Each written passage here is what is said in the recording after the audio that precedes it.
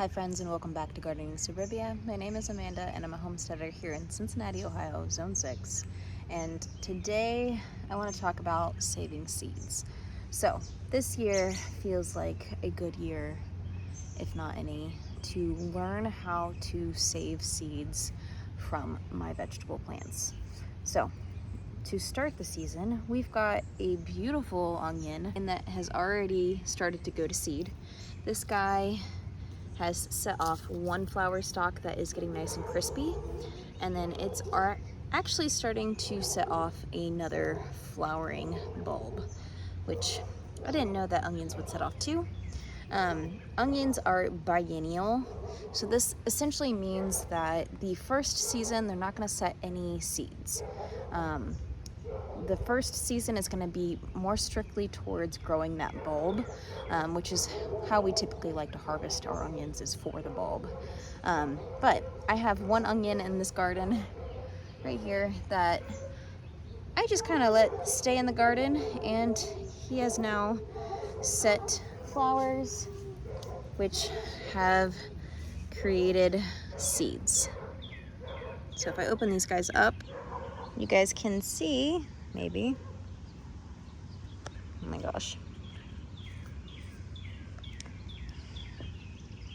Inside that little flowering head is what we typically know as an onion seed. So this guy, I'm gonna go ahead and chop off this head right here. I'm gonna leave that one just to see what happens. Maybe he'll produce more seeds. And we'll just go ahead and gather seeds from this so that we can plant these next season.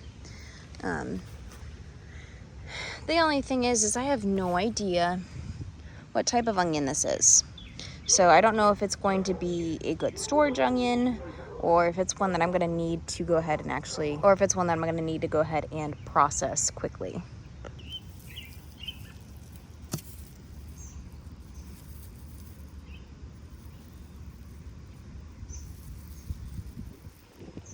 So there are a couple things to keep in mind when saving seeds from plants in your garden.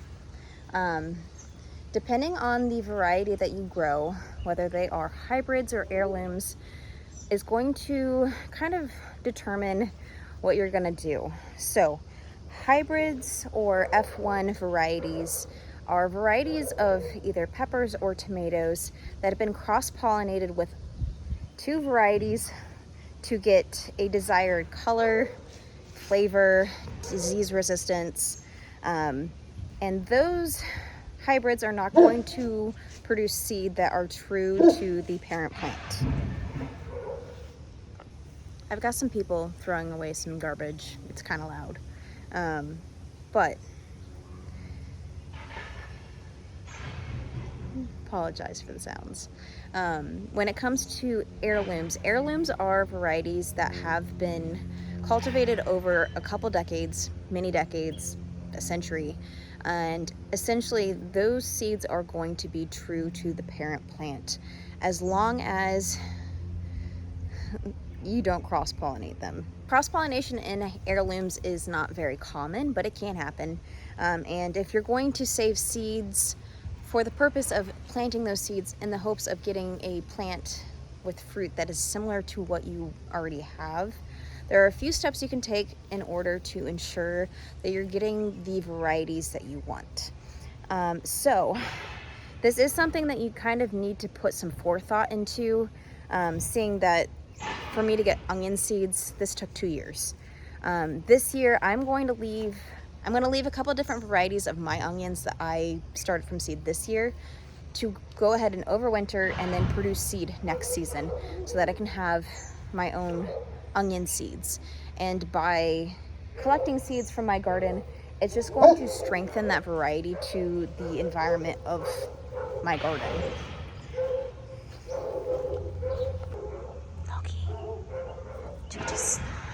Oh, the beautiful baby. So saving seeds from your onions is something that definitely takes more forethought than saving seeds from things like our peppers and our tomatoes. So if you have peppers and tomatoes in your garden, And this year you find that you just really love the purple bumblebee cherry tomato, or the yellow pear cherry tomato, or maybe it's the Brad's Atomic Grape or the Dr. White Cheese Yellow. You can go ahead and when you start to see flowers develop on these plants. So I have a few on this example here. This is a tomato white tomasol. This is one that I got from Funky's. It is an heirloom. So this guy is going to produce seed true to the parent plant. Now I've never had this tomato. This is one that just really caught my eye because it has very beautiful, like almost white tomatoes, and they're beefsteak. But it is starting to set fruit, or it is starting to set flowers. So if we look at this tomato plant here, which I have it in a cage, it's got a couple sets of flowers. We've got these guys that are already opened. These guys could have already been cross-pollinated, but here we have a cluster of flowers that have not quite opened yet. What I can do is take, this is just an organza, I think it's organza. These are like party favor mesh bags.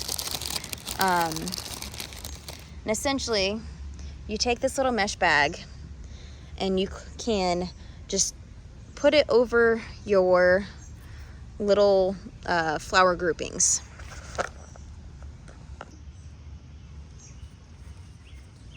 So essentially you can just take this little bag, find your flower grouping, and pop it over those flowers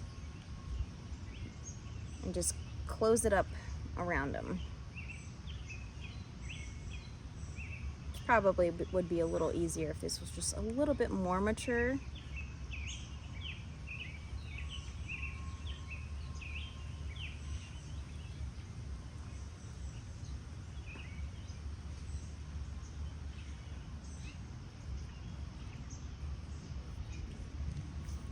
So that is just going to keep the pollinators from pollinating these guys. You basically just want to keep these guys closed up like this until they start to set their fruit. Once they start to set, you don't have to worry about them getting cross-pollinated. You can take this little bag off. So you can find these little mesh bags on Amazon. You can also find them on at like party supply stores. They're usually like marketed as like gift bags. But they're just really fine mesh, and it just keeps the pollinators from getting to the flower. So that is how you save seed from tomatoes. When it comes to peppers, it's a little different, but not much.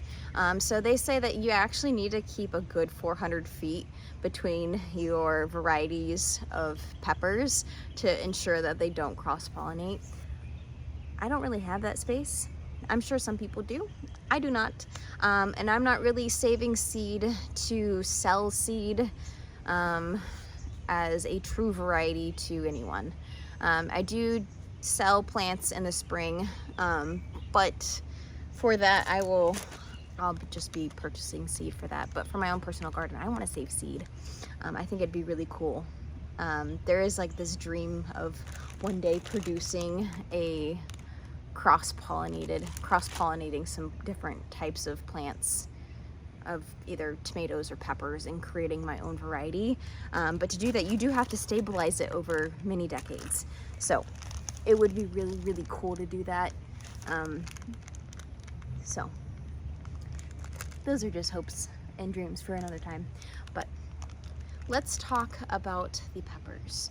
So just like the tomato plants, you can still use the organza bags to kind of close off those flowers from the pollinators. Trying to think if there's any varieties that I'd want to save seed from. Let's take a look. One of my favorite pepper varieties is actually jalapeno jalapeno M, but it is a hybrid, so I can't really save seeds from that guy expecting to get a plant similar to the parent plant, because it's a cross between two varieties. Trying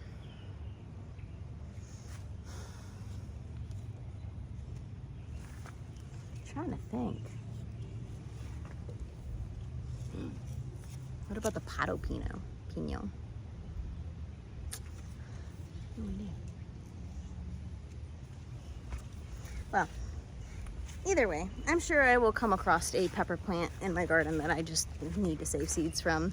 I will keep my mesh bags on hand and close by in case I do realize I need one that just is calling for me. But again, it's just the same process. So let me show you a good example of a flower, or at what stage of flowering you want to go ahead and get that bag on to save seeds for it. All right, so this is my Hungarian hot yellow wax. And as you can see, we already have a teeny tiny baby pepper, and we've got a couple of really good flowers on here. So these are the perfect example of when you want to go ahead and get that bag on the flower. It hasn't opened yet. The flower is just a tiny little bubble, and the petals haven't opened. So this is the perfect time to go ahead and get it closed off. Now the trick is trying to get that bag on there without popping the flower off. This is what I'm going to do. I'm going to try, kind of folding the lip of this bag back so that I can get it to close closer to the bud.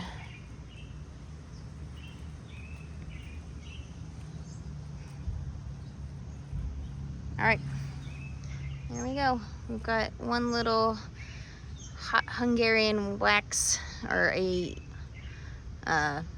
this is basically a banana pepper, closed off.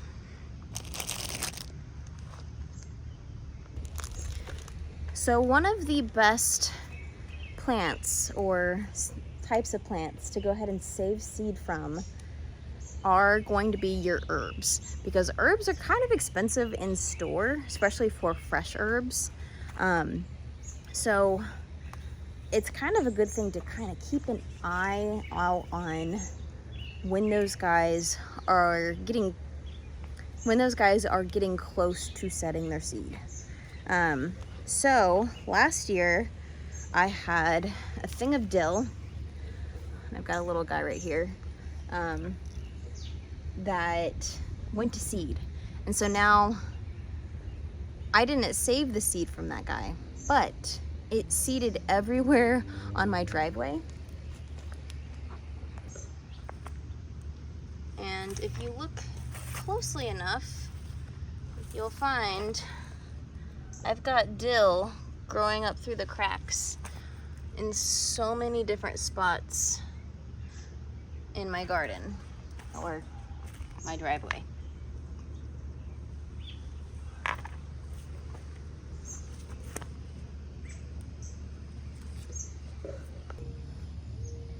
So that is just a tiny tutorial to get your brain working and thinking about the potential for saving seed in your own garden. It doesn't have to be overly complicated, and even if your plants do get cross-pollinated, you may come across a new favorite. And while you may only have 2 seeds of that new favorite, you get to enjoy it for a season. So I hope you guys enjoyed this video. Very impromptu, very lackadaisical, I guess. Hopefully you got some good information. I just want to say thank you guys for joining me today. If you guys want to watch any of my other content, I'll go ahead and pop a video up here for you guys to enjoy until my next upload. But until then, thank you guys so much for joining me in my garden. I hope you guys are enjoying your summer, and I'll see you guys in the next one.